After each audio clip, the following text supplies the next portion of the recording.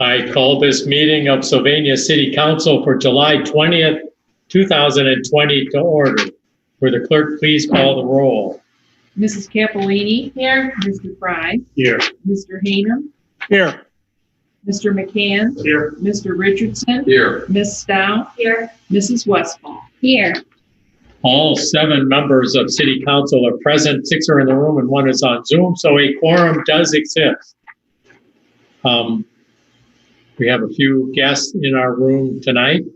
If we get to a place in the agenda that you have a question, please raise your hand and let me know. At this time, I invite you to join us in our Pledge of Allegiance, this meeting led by Mr. Fry.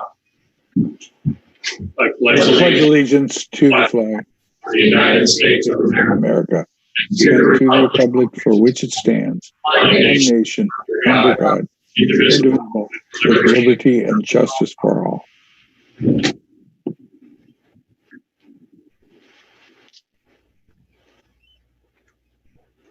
Additions to the agenda, I do have a couple items for you. First, I would like to add an executive session as the last agenda item, whatever that turns out to be, for the discussion of the sale of a piece of property. I also see that the clerk has just distributed Ordinance 47, 2020 to you. This is concerning the DORA application at the mini park. I would like to add this as agenda item 6C, Ordinance 47-2020. And council can consider at that time if they choose to, or can take whatever action they see is appropriate at that time. Mrs. Westfall. Nothing. Thank you, Mr. Mayor. Members of City Council. Mr. Mayor, Mr. Fry. I know that we had a pretty significant tax payment day scheduled on the 15th, and I was curious if somewhere during the meeting we could have Mr. Shore give us an update on that. We can do it here at the front end, but I can tell you what his response will probably be, in that the mail moves too slowly through Detroit, and he doesn't have a full picture of it. Fair enough. He intends to have a report for you by August the 1st, but funds have come in. He should tell you the update, but it is not a final report. Okay. But let's do that at the front end. Let me just put it in as 4A, financial update. Mr. Schroer, I see your K on the screen. Does that mean you're present?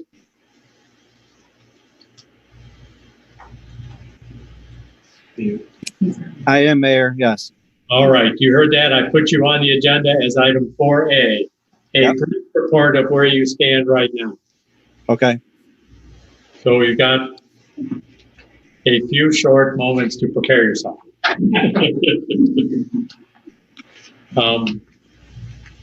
Other items from members of City Council.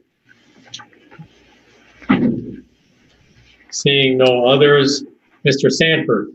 Mr. Mayor, I do have an item. I'd like to give an update on the downtown plan. I'd like to make that agenda item 15. Thank you.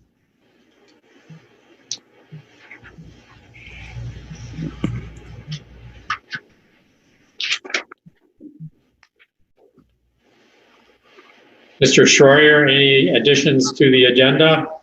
Nothing, Mr. Mayor. All right. Chief Snore. Mr. Mayor, I just wanted to take a second to observe a moment of silence for Officer Anthony, who was shot and killed in line of duty in the city of Toledo on July 4th of this year, and laid to rest here in the city of Sylvania on July 7th. So I just asked them to take a moment of silence to recognize his sacrifice and service.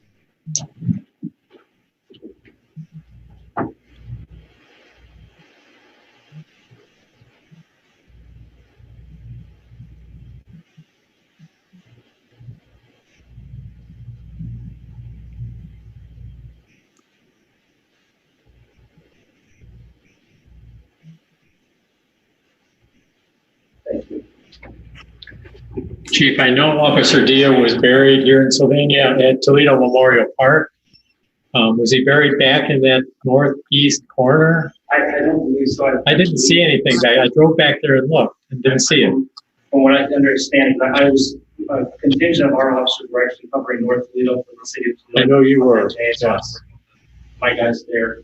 And from what I understand, it's more toward the front and family plot. Oh, okay. Got it. Thank you. Mr. Aller, No, Mrs. Brining. Nothing, Mr. Mayor. All right. That means that the executive session will be agenda item 16. Is there a motion to approve the agenda as amended? So moved. Second. Been moved and seconded to approve the agenda as amended. All in favor say aye. Aye. Motion carries and tonight's agenda is approved as amended. And item 4 is approval of our meeting minutes from our last meeting 5 weeks ago on June 15th. Mrs. Westfall. Thank you, Mr. Mayor. I move approval of the meeting minutes from the Council of the City of Sylvania meeting held on June 15th, 2020 as submitted. Second. It's been moved and seconded to approve the meeting minutes from our last meeting on June 15th, 2020 as submitted. All in favor say aye. Aye. Opposed? Motion carries and those meeting minutes are approved. Moving on to added agenda items 4A, a brief financial update. Mr. Schroyer, I know we talked this afternoon and you do not have a complete picture, but why don't you tell council what you told me this afternoon? Sure. Thank you, Mr. Mayor. First of all, I'll update the fund balances. The general fund balance is 5.1 million as of today. The capital improvement fund balance is 9.5 million. We have another $600,000 right now in our income tax fund that we will be transferring before the end of the month back into the general fund. As far as the tax season, we have already processed $500,000, just under $500,000 in payments. Today, we received a big box of returns that have not been processed yet. Most likely, those would have been mailed on the actual tax day last Wednesday. So they have not been processed yet. In comparison, in 2019, April, we received just over $900,000 in income tax individual payments. I will have, it'll be a complete apples to apples comparison by the end of this month. I'll not only update council like I did at the end of June for the withholding, but I'll also include the income tax. We'll have a complete picture the very beginning of August. If everyone can be patient, that'll be it, an exact picture of where we're at. So I certainly are here to answer any questions if I could. We do not have a meeting in August until August the 17th. So Mr. Schroyer's intention is to email you out an update shortly after the first of the month. You don't have to wait for the 17th, but I do want to wait and get the tax office report through the end of July. Sure.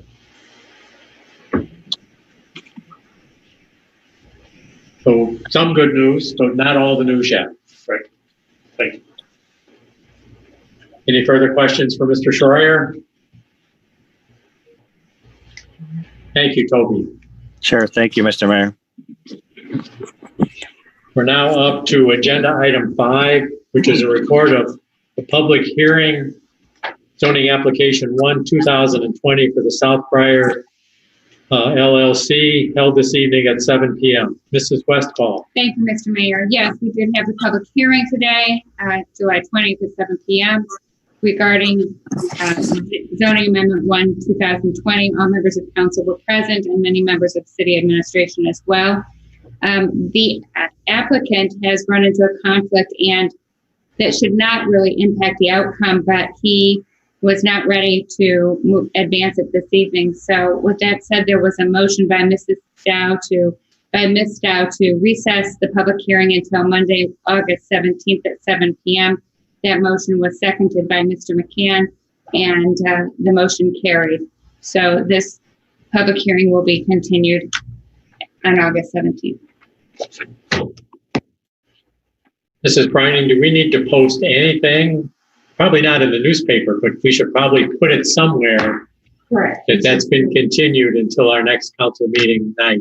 Right. That's exactly right. What would be your ideas to do that? Does Just the Mrs. regular Booker need to do anything? Just a regular public hearing notice. All right, thank you. Moving on to agenda item 6.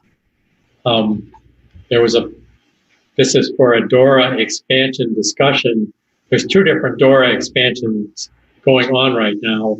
The first one, allowing the DORA to expand into the mini park at the northeast corner of Main and Maplewood, had a public hearing tonight at 6:30. Mrs. Westfall.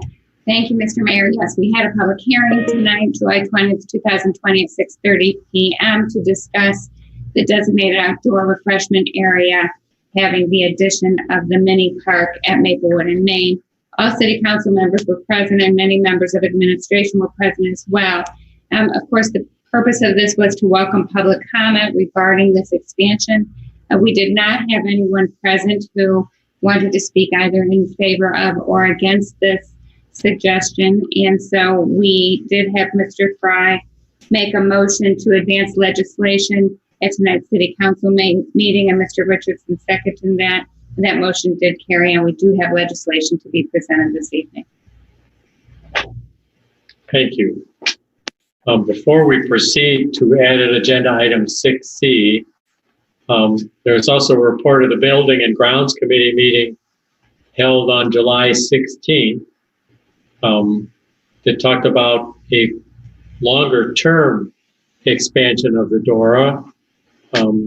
Ms. Dow, would you like to report on your committee meeting? Yes, thank you, Mr. Mayor.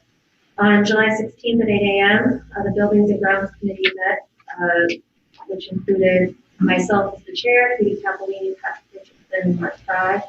In addition, Mayor Stow, Mary Westfall, Doug Hainham, Brian McCann, Leslie Brining, Phil Stanford, Kevin Allard, and Chuck Silvernail, and Andy Oakstrom were in attendance. At that meeting, we were discussing the new state rules and exciting city developments into the long-term vision of DORA in downtown Sylvania to determine if and how extending DORA would be beneficial and feasible for Sylvania. During it, we discussed observations and responses to DORA use over the past month since our first Buildings and Grounds Committee meeting discussing this subject. And generally, the committee found that Maplewood was a popular closure and well used. However, there were some complaints about misbehavior and inconvenience. But it was well used, and perhaps if we do it again, it might be worth looking over a little more oversight for safety or trash overflow. The carpets which were installed since our previous meeting, we discussed those as well, and those also received lots of good feedback and comments and provided more space for safe outdoor safe distancing space. And then Redbird was also was held for the first time in person since lockdown, and that was also well attended. People were keeping a safe space.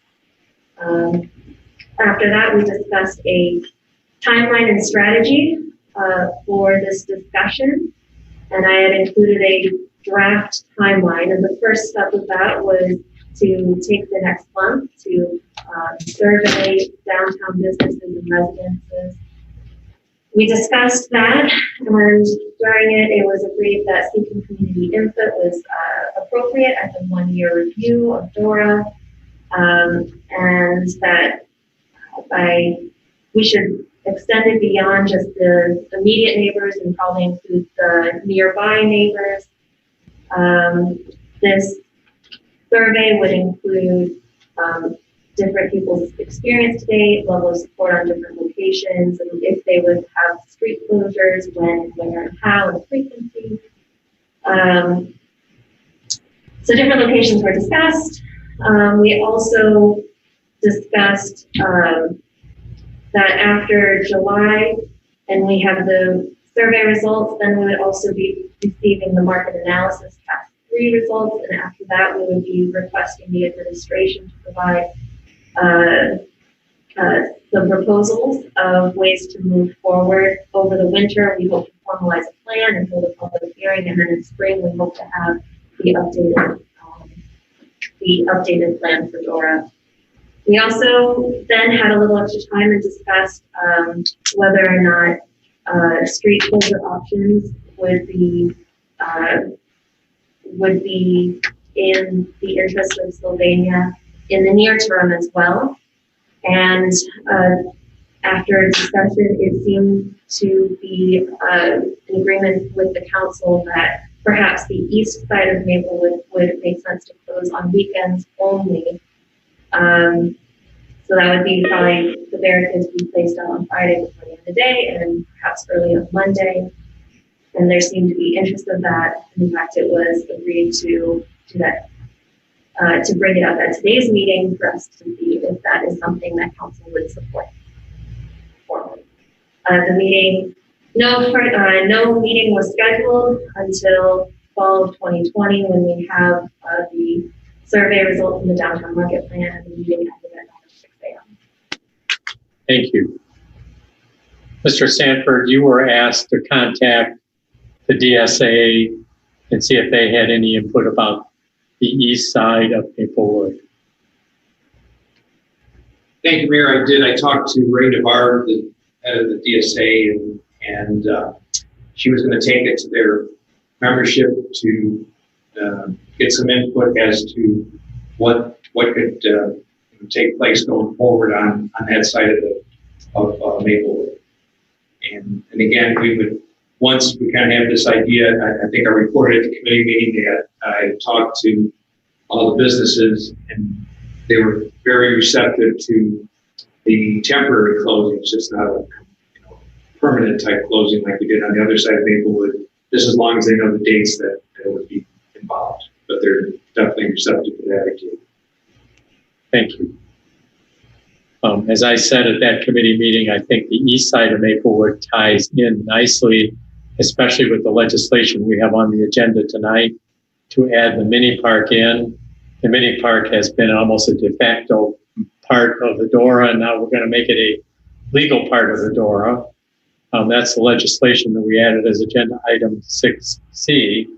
Thank you, Mr. Sanford. Mrs. Brining, why don't you remind us of the process, the ordinance we have tonight? It allows us, we can do unlimited amendments to our one allowable DORA, and this is be our first amendment, and it takes effect pretty quickly. Yeah, immediately. I will forward it down to the Ohio Department of Commerce, who oversees the Division of Liquor Control, and they will include it, especially for this one because it's just such a small parcel. There's not a liquor permit holder, so it takes the next. Thank you, Mayor. Thank you. Any questions concerning ordinance 47-2020? Ms. Dow, would you like to read this one? Yeah. Thank you, Mr. Mayor. I would like to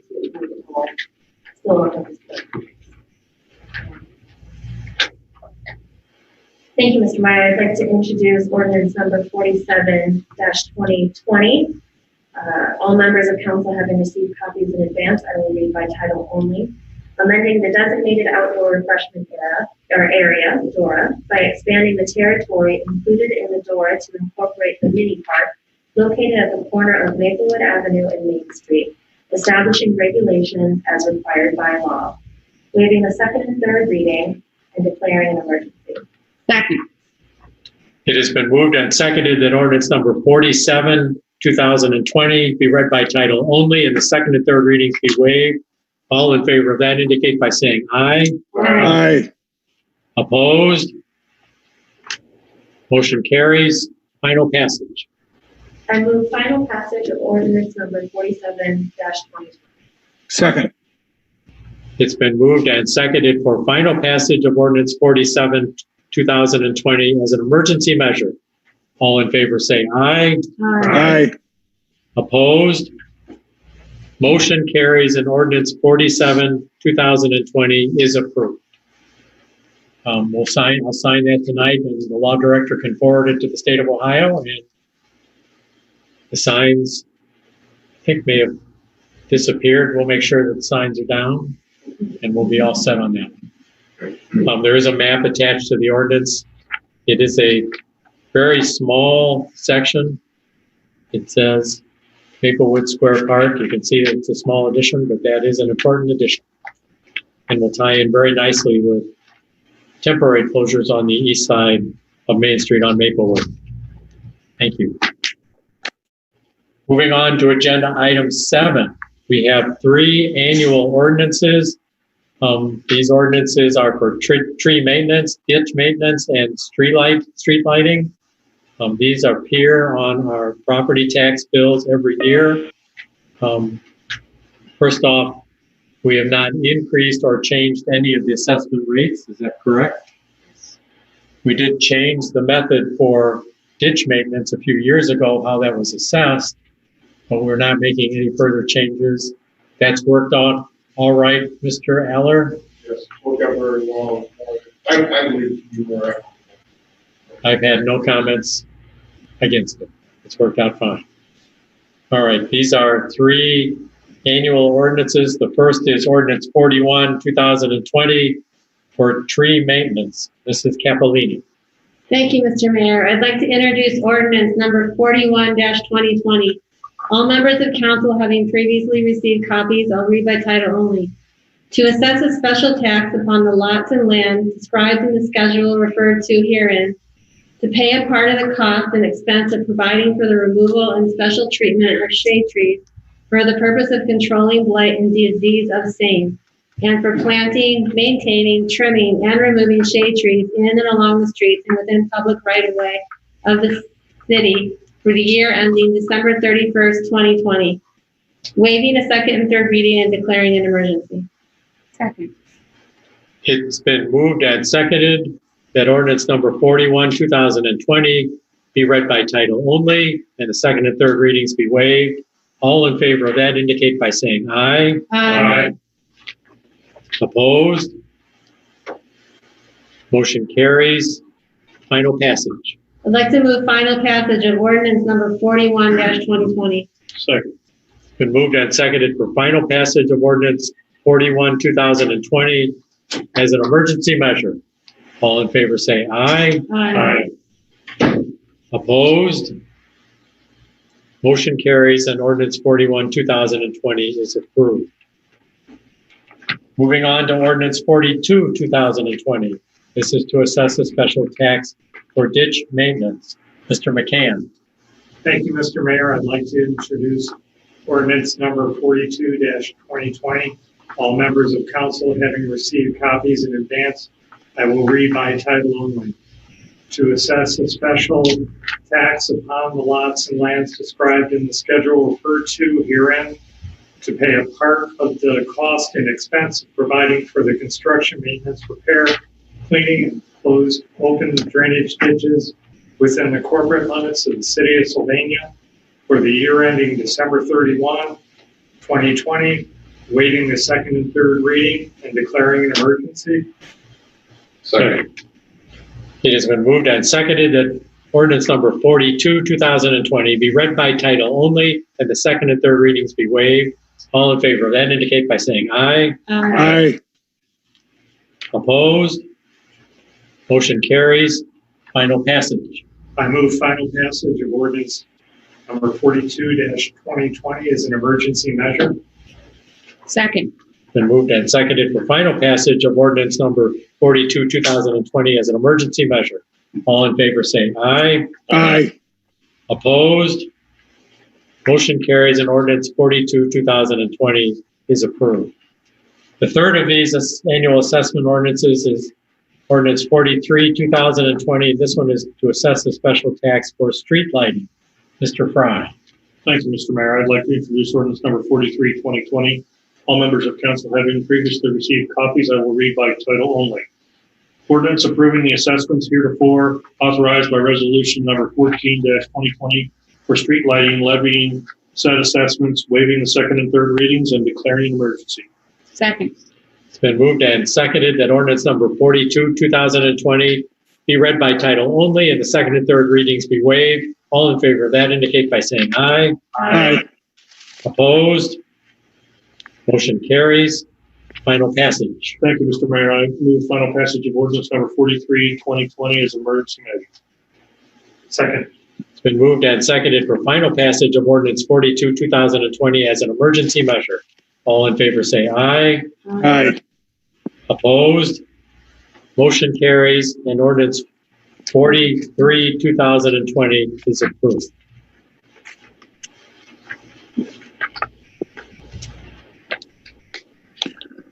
Moving on to agenda item 8. This is Acres Road Sanitary Sewer Extension Project. This is to serve 2 properties on Acres Road. Mr. Aller. Thank you, Mr. Mayor. Construction of the sanitary sewer is complete.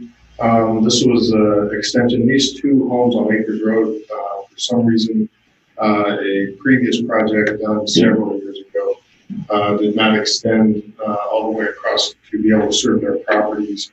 And so this remedies that. Both properties were interested in the sanitary sewer being constructed. We will, at the next meeting, we'll have some more along with this project, as one of the property owners will seek a hardship. And we'll handle that at the next meeting. This ordinance here basically approves the final assessment amounts. The total project cost was $15,959.66. The 2 properties basically split that cost, so each of them will pay $7,979.03. They have the option to pay all of that up front or put any or all of it on their tax bill over the next 20 years. Should they choose that, the interest rate is 2.12%, which is the current rate for Ohio Water Development Authority loans. We recommend approval of the final assessment, and we will notify the property owners should be. Mr. Aller, I have no issue, obviously, with this particular ordinance, but I did have just a more generalized question. We see these every now and then as time comes on. How many of these residents or parcels do we have in the city of Sylvania that aren't connected to the sewer system at this point? Are there hundreds, or are there still quite a few, or there's only a few left? There are only a few left that are actually within the city. We do have an area in the northeast, just northeast of town. It's actually in the township, but it's in our sanitary sewer service area. Is that off of Whiteford? Off of Whiteford Road. Yeah, that area up there is unsewered, but it's in the township, but it's in our sewer service. Okay. Thank you. All right, we do have ordinance number 44, 2020 in your council packets. This is to levy these assessments on these property owners. Again, it's 2 property owners involved. I did not know that there was a hardship deferment being requested, but we still need to approve these, and then we'll talk about the other. Were they both made aware of about what the cost was going to be in advance? Yes. Yeah, I thought they were. As part of the tentative assessment process. Yeah. And if you take it over 20 years, that works out to about $400 a year or so, plus a little bit of interest on top of that, 2.12%. $400 a year is $400 a year. Does that get resolved when a property changes hands? Does that go on, or is it satisfied at the change of property?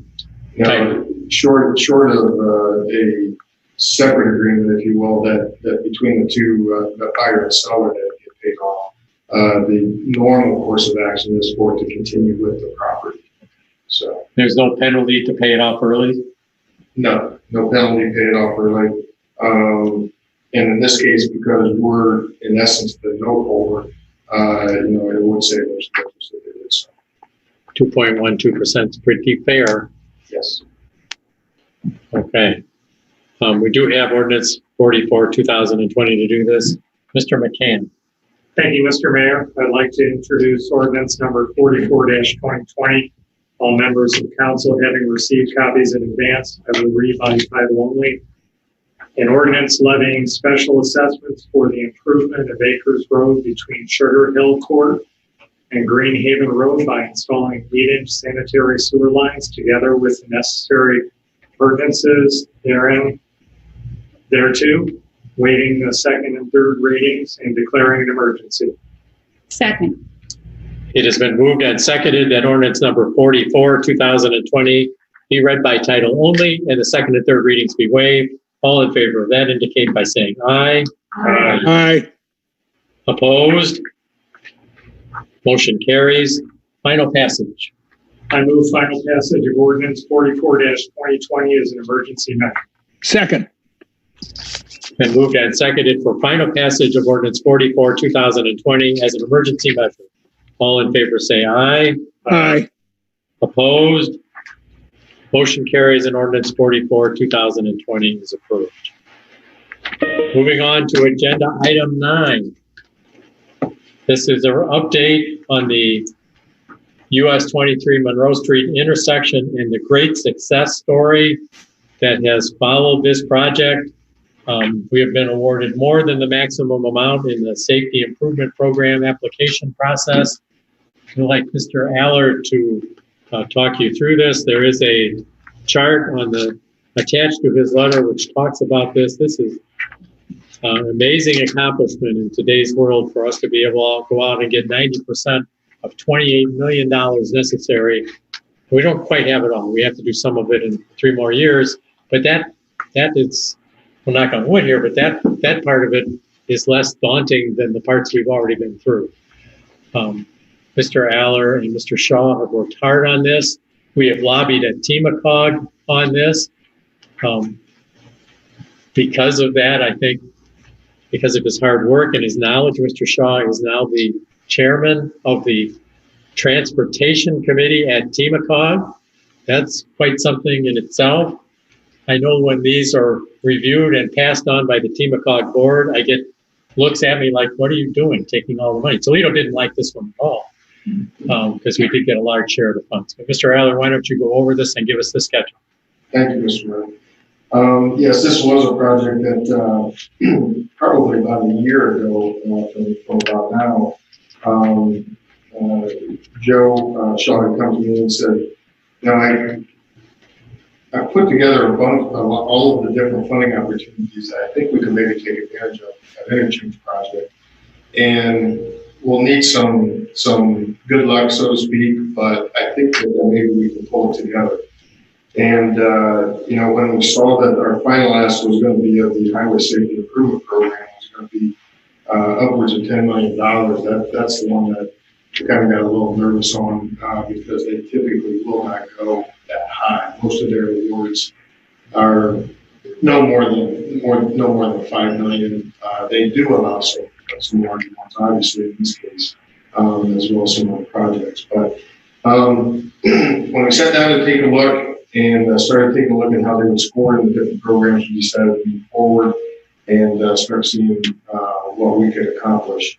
And as you can see from the chart, we have been successful in every program that we've applied for to date. We have all but about $3.7 million of a $28 million project secured.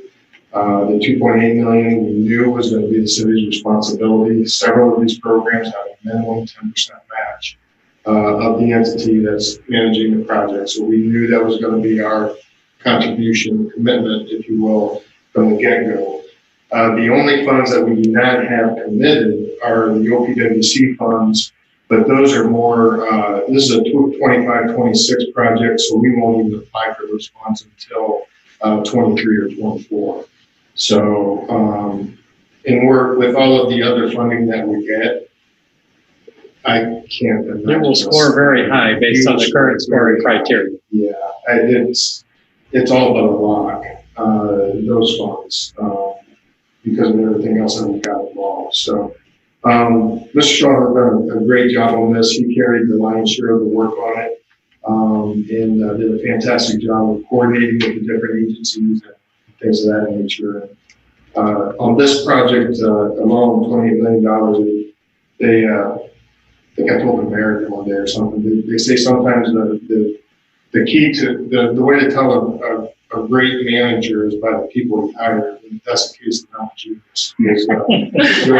Joe really done the own job on this, as well as all the other projects that we do. He's a great addition for the city and has done a fantastic job on this project. Mr. Aller, one couple of comments, and then first is if you're a genius for hiring him, then the mayor clearly must qualify as well. So just as an aside comment, congratulations on this. Obviously, I think we're all thrilled with the outcome of this effort thus far. And modifications, and some of that would be covered by these funds but particularly special incremental designs. What's the time frame of decision making for us in that regard? I know that's something we did look at, but I don't remember what that is. Yeah, we have had the initial looks and then some initial ideas on what that would look like. Design won't get started on this one until fiscal year 22. So, July 21 to June 22 is ODOT's fiscal year. So it'll be sometime in that time frame the design will actually get started. I would anticipate that they won't get to any bridge aesthetics or entry aesthetics until more towards what they call stage 3 plans. And that would probably be late 23, early 24.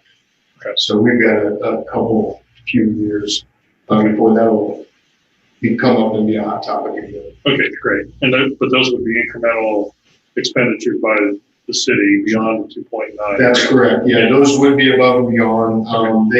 There is an allowance in the budget for some of that work. For some, yeah. There will be, ODOT will establish I'll call it baseline of what they are willing to contribute to the project. And then if what we choose ends up being above and beyond that, then that would be our responsibility. And some of the things that we looked at would be above their baseline. They wouldn't pay for all of the things that we're doing. Right. So, okay, thank you. There is no action required as a result of this presentation. I just wanted council to be aware of it. I wanted Mr. Schroyer to hear it. $2.8 million, Toby. Are you working on it?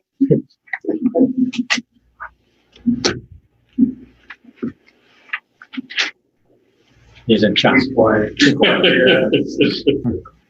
in shock, but he's got time to think for it. No, thank you, Mayor. I was saying that we're hoping to use our carry forward balance for that, but I'm sure there'll be discussions when we get to that point on bonds also, and the decision will be made later on. All right. Question for you or for Mr. Aller. Sometimes prices inflate during the course of a project. Does the city hold the bag for any overages, or are those shared amongst all the grants? Or do you not expect overages, or how does this work? Should the project go over, it would be the city that would be responsible for those overruns. However, there is pretty substantial inflation built into these numbers. So I won't guarantee that it doesn't increase or that, but I think I'm pretty comfortable that should be solid. All right. Also, there are negotiations that will need to take place with property acquisitions and designs of right-of-ways and things like that we are already working through. I've met with one of the adjacent property owners already that's quite concerned about the project, and we will continue to work our way and protect all of our businesses as much as we can. But ODOT has determined this design, not us. And we will make it work so that we are all winners and nobody loses in this process. Mr. Mayor, if I may, I'm going to ask a follow-up question of your question, which is, if the price is cheaper, does our $2.9 million go down and everybody share equally? That will be. That's more of a tongue-in-cheek question, I Yeah, think. okay, all right. We will be in for 10%. Regardless of what the amount is, unless it goes over the 29. Correct. Okay, got it. And the other issue I think council needs to be aware of is the chosen solution goes right through the center of Seney Park. And the Seney family reached out to me when we had those public hearings about the different designs, and I am cognizant of that. And we will be taking and incorporating into it an appropriate nearby location to relocate Seney Park. It cannot stay exactly where it's at, but other possibilities are available. Okay. Mr. Mayor, this is Mr. Hayden again. Toby made a great comment about whether we would need to bond this going forward. I will just throw this into the mix for everybody to think about, and that is we are currently at historically low interest rates and bond rates in the market. And I wonder if this wouldn't be an appropriate time for us to think about bonding our 10% costs, if that's something that we're ultimately going to need to do. And I think it is. And I think we're sufficiently committed to this project. I don't know if that's an option. I'm just going to throw that on the table as a not very knowledgeable bonding person, but somebody who is actively investing in long-term bonds right now and knowing that the market is really low right now. This might be the ideal time to get some cash in hand to do this project. I'm not sure we're allowed to sell bonds 3 years in advance for a project. You have to expend, my limited experience with other capital improvement projects is you have to expend the funds in 24 months. And it used to be a problem that they were trying to make money by doing it, but the interest rates are so low that that's not going to happen. I forget what the term for that is. There's arbitrage. That's right. We borrow the money and then we borrow or we lend it out for more.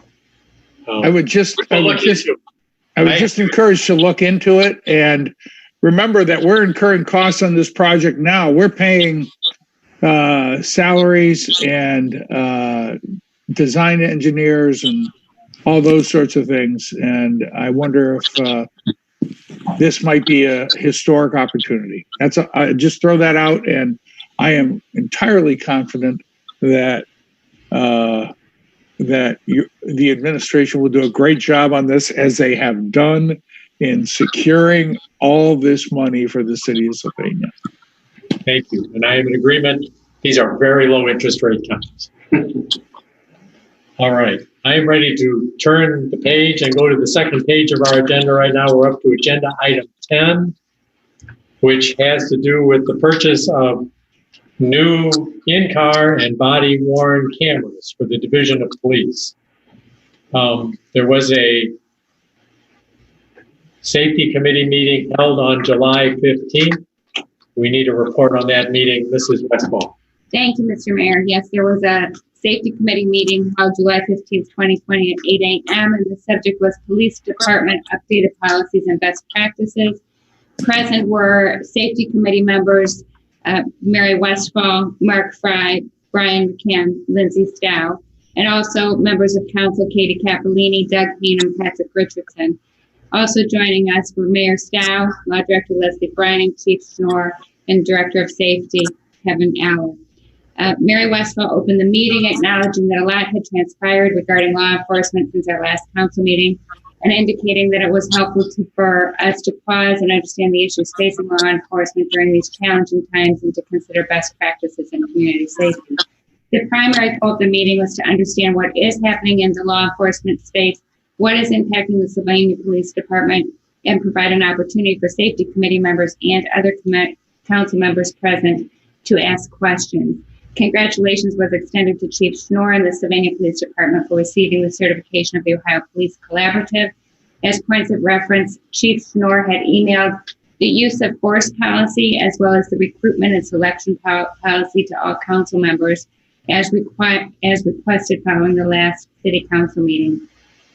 Additionally, all council members received copies of Mr. Fry's questions and the accompanying responses from Mr. Aller. Finally, all members of council did receive copies of Governor DeWine's plans for law enforcement reforms. Mr. Aller then stepped up to review Governor DeWine's plans for reform. He indicated that the Sylvania Police Department is in compliance and in good standing with all areas of the reform plan. Mr. Aller also spoke to the hashtag 8 can't wait issues, explaining the ban to shoot moving vehicles, and that the Sylvania Police have a no chase policy. Mr. Eller addressed questions about chokeholds, training, Lexapol policies, which are on schedule for the fall, background checks. Mrs. Capolini inquired about if everyone on the force needs a badge and a gun. Mr. Hanem indicated that he was interested in providing council with a markup of policy 300 use of force, and he would follow up with a recommended document emailed to all council members and administration. Chief Schnorr then addressed the way Sylvania does policing. He indicated that we do get about 16,000 to 18,000 calls a year. We have backup from the township EMS for assistance with mental health related calls, and he indicated that it is helpful to align updates and policies based on best practices as presented through the collaborative and other recognized certifying agencies.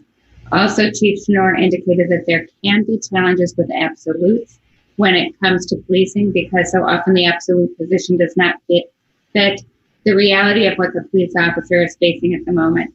Additional questions from Mr. Fry focused on citizens with disabilities who may not fully comprehend an order or situation. Chief Schnorr indicated that every officer is a certified crisis intervention team member in order to address just these types of circumstances. The Sylvania Police Department leads from a position of de-escalation in all circumstances. Also, all complaints are documented. Hearing no further questions or comments, Mrs. Westfall indicated that there is no formal action to be taken at this meeting. Administration will continue to monitor policies from appropriate certifying agencies, as well as with regard to the governor's law enforcement reform plan.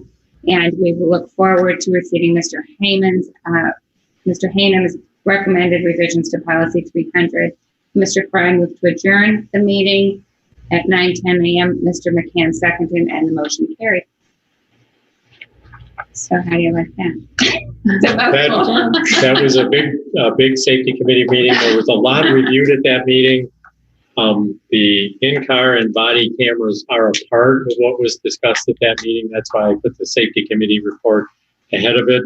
You now have in your hands ordinance 45, 2020 to approve the purchase of those in-car and body-worn cameras. And if you go down to the third whereas, you'll see that there's more than that. There's transfer station kits, 13 in-car cameras, 2 interview room cameras, and includes all the software and the warranty. I have to wonder about the statement here about provide 4 body-worn cameras. That help me out here, Chief. Yes, Mayor. I believe that's probably 4 charging units. Each charging unit, I think, takes 4 cameras. It's either 12 or 15. I was just asking the captain for an update by email. I haven't received it. I know we're going to have a minimum of 12. I think it's possibly 15 cameras, body-worn cameras, so that typically on duty there's about 4 officers, 4 to 6 working on a shift, maximum of 6. More often it's 3 or 4, and we'll have significant numbers of cameras to cover that staffing. Also, cameras if detectives are going to be out in the field and dealing with a suspect or something, we want to have a camera available to them, or our officers in schools, that sort of thing. And as time goes by, if we have a need for the actual body camera is the least expensive component of this project. The in-car cameras in the cars are about twice as expensive. It's the infrastructure of the wireless system and the data storage and all that sort of thing that actually costs the most of the system. All right. This item was budgeted in the capital improvement budget at $100,000. I know you worked hard to bring it in under budget? We did. We had proposals from two different vendors. One was GTAC, which is used by the city of Toledo, and the other one was WatchGuard. The GTAC proposal was about $10,000 more than the original WatchGuard, which was over budget. We worked with WatchGuard to get that cost down below our budgeted figure. And again, it is a Motorola product, and they do have a local vendor here to service our needs. We did also apply for grant funding for this project in the sum of about $25,000, but unfortunately we did not receive that grant. All right. You are happy with this proposal from WatchGuard. It's everything you need to incorporate the use of body-worn cameras and replace the in-car cameras and do all the data transferring. We do feel it will be more than sufficient. And I know that you have expressed your comfort with me for the Motorola-backed maintenance of it. It is a very robust company. I mean, they almost all the police radios in the country, significant technology investments they've made in this entire. WatchGuard was another company that was bought by Motorola. And again, just the fact that there's a local dealer here with equipment on hand. We have a problem with a piece of equipment. They assured us they'll just swap it out, whereas in the past we would have shipped things, to the East Coast to be repaired. And your system could be down for weeks at a time. So that is a plus. So we have a lot of confidence in this particular vendor. All right. Any questions for the chief? Yes, Mr. Mayor. This is Doug Hanem. Again, I'm just curious what the status is of our policy program for the body cameras. That policy is in place, has been approved by we have a waiver by the collaborative, but that policy has already been reviewed, been proposed by Lexipol, reviewed by myself and the administrative staff. It's pending because we don't have the cameras in place. As soon as the cameras are here and in place, we'll go ahead and implement that policy with the officers and put it out so that they can read and sign off on the policy. We do, however, have a policy in place which is called for our mobile data system, and that policy dictates that anytime an officer has contact with the public, they have to activate their camera and audio pack. We do have a couple of test unit body cameras. Those are falling under the same policy that they have to use the cameras anytime they have an official contact with a citizen or suspect. Can you share the new policies with us? Certainly. Thank you.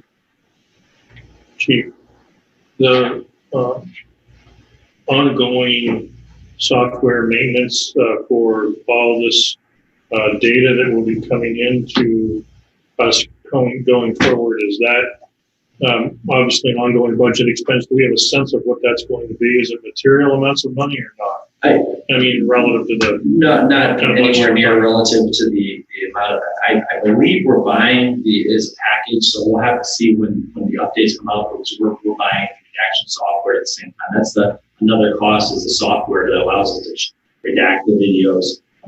But that's part of the purchase price. I'm sure as the updates come out, there may be some additional costs. We chose to go with in-house data storage on this versus a cloud-based. The cloud-based is significantly expensive and is an ongoing cost. We want to try to avoid that. With IT, a couple of years ago, we bought substantial additional storage from our current system, and this will carry through to that. Great, thank you. Thank you, Chief. Thank you.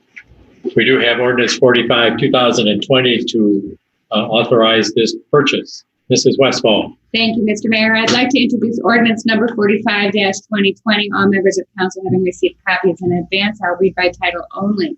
Accepting the proposal of WatchGuard to provide a new camera system, including in-car and body-worn cameras for the Division of Police.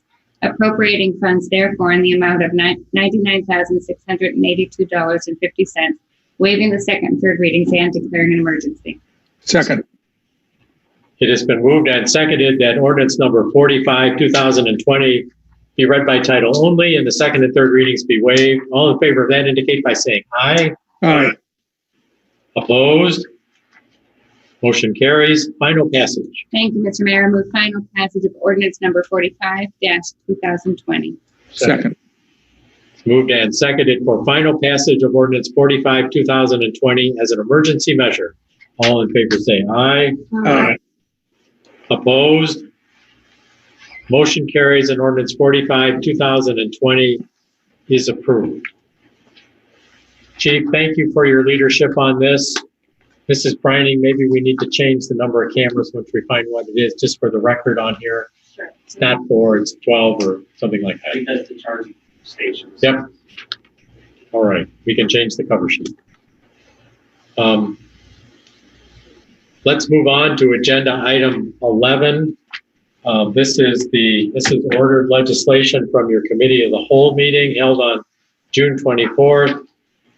This came at the request of the Board of Elections in the state of Ohio to look at changing our primary date for meeting the time that the Board of Elections need for mail-in ballots and overseas military members. This was discussed at a committee of the whole meeting, June 24th. Mrs. Westfall. Thank you, Mr. Mayor. Yes, the committee of the whole meeting was held June 24th, 2020 at 8 a.m. The subject was potential charter amendment regarding elections. All members of council were present. Mary Westfall, Katie Capolini, Mark Fry, Doug Hayden, Brian McCann, Lindsay Stowe.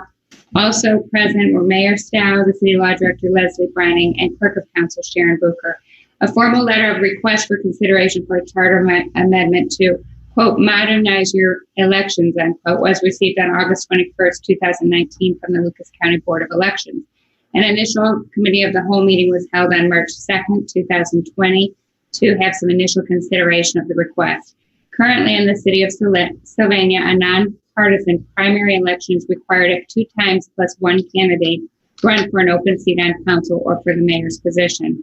At this meeting, several options for the primary timeline were considered, including 1, leaving it as it currently is, with the primary being the second Tuesday after the first Monday of September. Discussion did occur around the fact that does limit mail-in ballots opportunities to participate, as well as military members' opportunity to participate. The second option that was considered was a July or August primary. The third option was moving to the May timeline requested by the Lucas County Board of Elections, or a fourth option of doing away with the primaries. So there was discussion around all 4 of those topics. Additional discussion focused on updating the petition forms by adopting the forms pushed by the Ohio Secretary of State's office. This also was a request from the Lucas County Board of Elections. Finally, per the request from the March 2nd, 2020 meeting, the law director reviewed the charter and submitted additional changes for our consideration. So after much discussion, Mr. Fry moved to request that legislation be prepared to eliminate the primaries and which will require an August candidate filing deadline, and to adopt candidate petition forms that are in line with the Ohio Secretary of State's office. Mrs. Capolini seconded that motion, and the motion did carry. A further review then of all proposed charter amendment changes was provided by Mrs. Brining.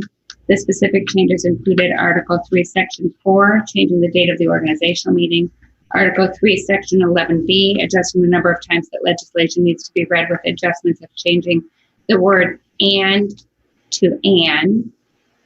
I'm sorry, the word and to an, or, and the word fully to generally, as well as a review of exceptions requiring a reading of 3 times due to lack of supermajority support. Article 4, Section 5, change in subsections B, D, and E to reference the mayor and director of finance. And then Article 5, change of the director of finance. Article 6, change references to director of finance. Article 10, Section 2, the primary changes already discussed. And then Article 10, Section 2B, the nominating petition updated, which is already discussed. Article 10, Section 5 was deleted. So after some discussion with the whole group and an understanding of all of those charter discussions, Mr. Richardson moved to request legislation be prepared to make the recommended charter changes as amended, and Ms. Dow seconded that. That motion did carry. With no additional business to come before the committee of the whole, Mrs. Capolini moved to adjourn the meeting. Mr. Richardson seconded, and the motion carried. The meeting adjourned at 8:55 a.m. So Thank you. I understand that Mr. Fry has requested some modifications to the ordinance as distributed this evening. This is Westfall. Why don't you describe that change? Yes, Mr. Fry reached out to me and he had some good remarks and thoughts around the reference to he in section C, item B, as well as D and E. Those references to he are referring to the mayor. And he did make the suggestion that we consider changing that reference of he to the words the mayor, because certainly the mayor could be a man or a woman. So in an effort to be most inclusive, we are recommending that that amendment be considered at this time. Do you think I represented that in the way you were expecting, Mr. Yes, Fry? thank you very much. Thank you very much.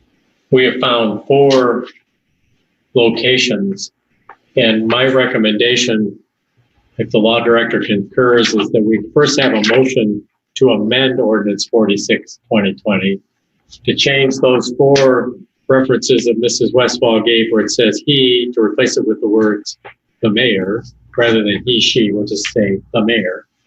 I think we can pass it as amended. We can approve it tonight. We will attach the amendments and we can still present it to the Board of Elections without having to convene another meeting prior to August 17th. Mrs. Brining is nodding her head. Yes, thank you. Okay.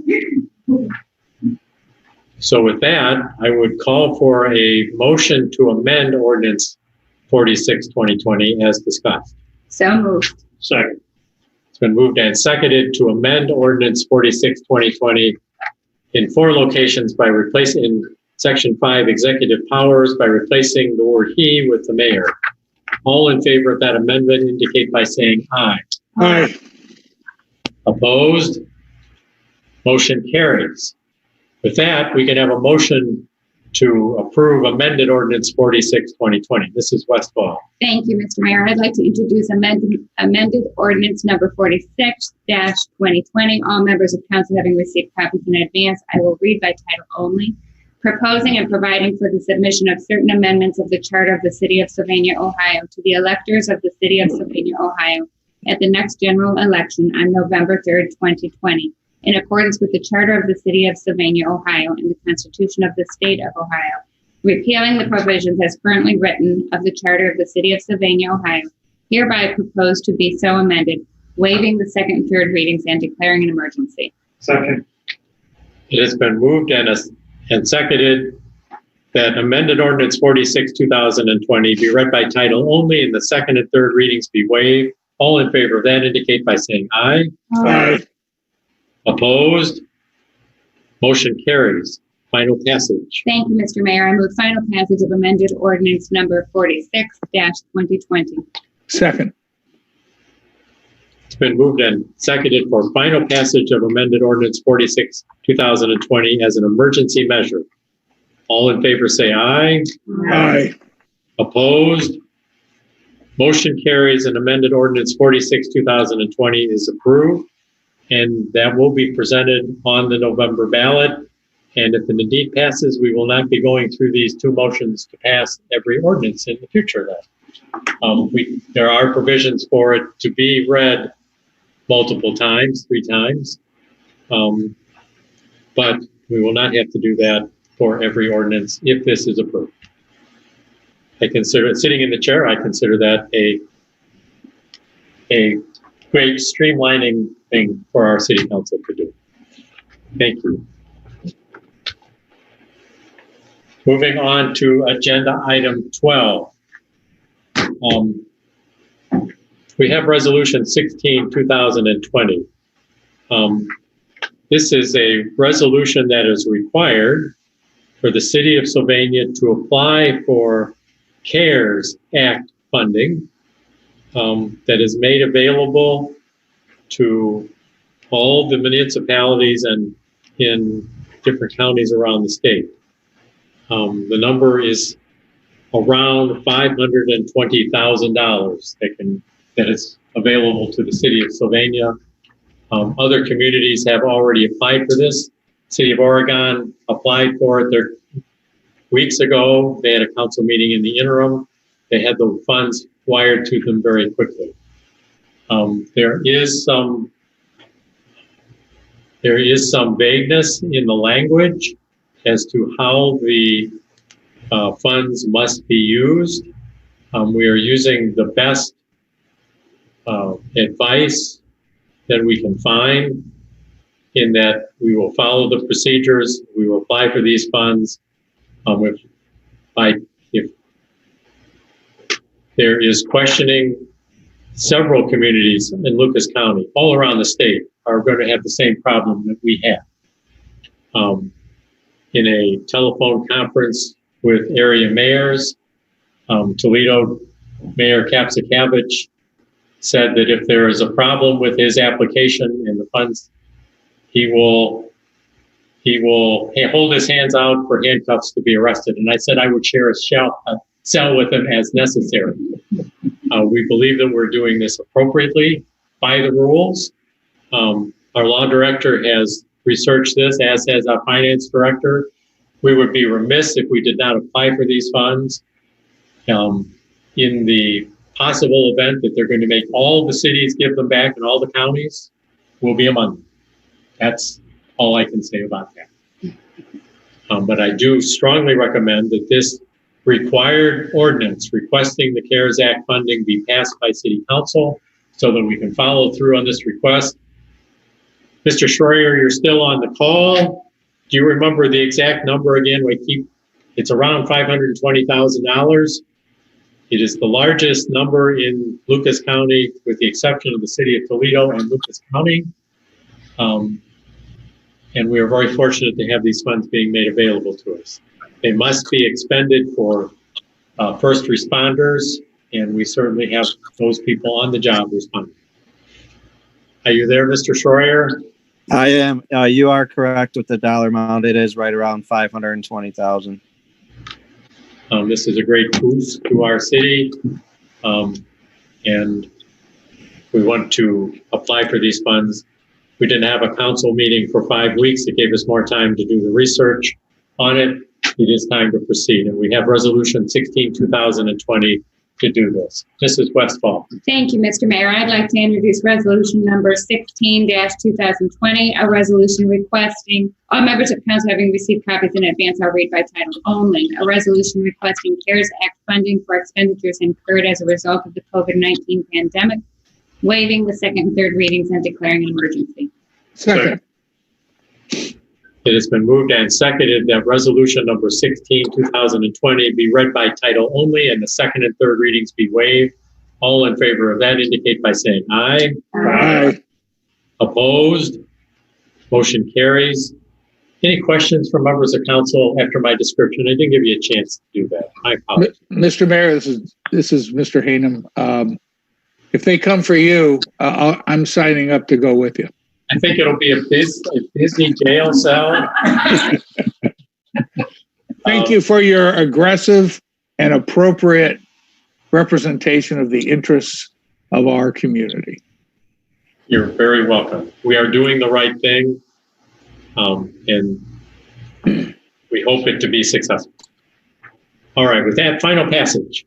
So, Mr. Mayor, I too was going to extend my appreciation to you for moving forward with this opportunity for the city. It is certainly the right step and a step in the right direction, and we're grateful for your leadership. So, I move final passage of resolution number 16-2020. Second. Moved and seconded for final passage of resolution 16-2020 as an emergency measure. All in favor say aye. Aye. Opposed? Motion carries and resolution 16-2020 is approved. This is an appropriate time, I think, for you to be aware that TMACOG will be having their annual summer general congress via Zoom, and there is a city caucus that always takes place at that meeting. The city caucus is Tuesday, July 28th, 10:30 a.m. to noon. And I can assure you that this item, the COVID-19, these CARES Act funding and other expenses are going to be very much talked about and shared amongst the people in that city caucus on that day. Again, that was Tuesday, July 28th, coming up a week from tomorrow. You are welcome to join us. I know some of you join us in person for that meeting. It is a Zoom meeting, but you do need to sign up with TMACOG to be able to do that. With that, we're on to agenda item 13, committee reports. Are there any committee reports to be made at this time? Or agenda item 14, committee referrals. Hearing none, we are on to an added agenda item, downtown plan update. Mr. Sanford. Thank you, Mr. Mayor. I just wanted to give an update on where we stand with this project. And we approved at an earlier meeting the task 3, which is the final part of the downtown marketing plan. And what the major component of task 3 is a public meeting. I was holding out hope that we could have an in-person public meeting. It does not look like that's going to be possible. So I consulted with Michelle Johnson, and she is proposing that we have an online format, a virtual meeting, a Zoom meeting. She's done this with other ways. I will send out the details with that before we pick the date. I'll check with all of you to see what your availability. But besides you, of course, this is to get public input, and others will be invited to be part of this meeting. But I just want to make you aware of, we've been working on this, and this is a major part to have this public meeting before she finalizes her plan. And look for more information, and it'll be a Zoom. So will there be a way for people to, I mean, if they can't attend the actual Zoom meeting, to either answer questions or, I mean, some way for them to either see it in advance or afterwards, so that I'm not sure what the format would be if it's a. I will ask her. It's important to be part of this because they actually can do surveys during the meeting. She's had Zoom meetings where they've actually put the group through and they break into groups and do some different things. But that's a good question, you know, of getting, and the idea of why it's important at this stage, because you don't want to bring up something from the community after everything's in place. Right. We may have missed something or some input that the community could have provided for it. But we'll get out, and I'll ask that if there's other ways to get the information. What was your anticipated schedule for this meeting? Mayor, it looks like she's suggesting, I asked her the same thing, she's looking at the middle or end of September. Okay. No specific date yet, but middle or end of September. Okay. That's her goal right now. And maybe we could ask the DSA to help promote it on social media. Another good idea. We want to get it out. We don't want to limit. We want to get, the neighbors. We want to get people to be involved in it. Okay. But we'll take any help we can with that. Also, Mr. Sanford, would it be possible to have, to host a call in a larger venue here or somewhere else, just in case someone doesn't have? That's a good idea too. I think I would offer that we would be here and participate from here. That would make sense. All good points. Thank you for the update. Thank you. That brings us to added agenda item 16, which will be an executive session to discuss the sale of property. I need a motion to go into committee of the whole executive session. So moved. Second. Clerk needs to call the roll.